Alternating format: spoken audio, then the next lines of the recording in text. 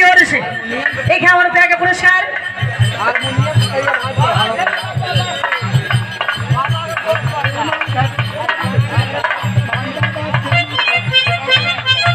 ये देखिए मोहम्मदाबाद केरवा की धरती से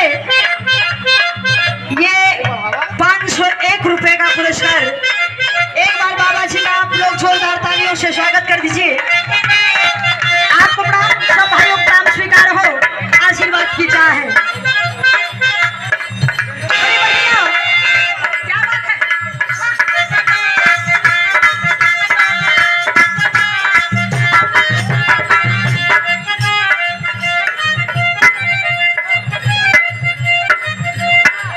कोनो लइका प्यार के चक्कर में मास्टर साहब, अच्छा भैया, कोनो लइका कोनो लड़की से प्यार कैलस। प्यार ऐसा चीज होला, ए बाबूजी सुनी, एकरे बाद भी रहा हो या फिर एकदम टेंशन फ्री होके बैठ जाए। एकदम जोरदार भी रहा सुनाई, आप टेंशन मत ले। कोनो प्रेमी अपना प्रेमिका की याद में ठेला गाड़ी लेके मास्टर साहब, अच्छा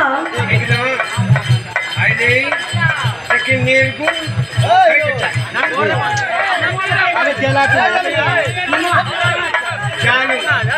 ये देखिए जानू चाचा जी की ओर से आप लोग पहले फैसला वार कर ली, एक बाद हमसे आपके प्रणाम, सब भैया के प्रणाम स्वीकार हो।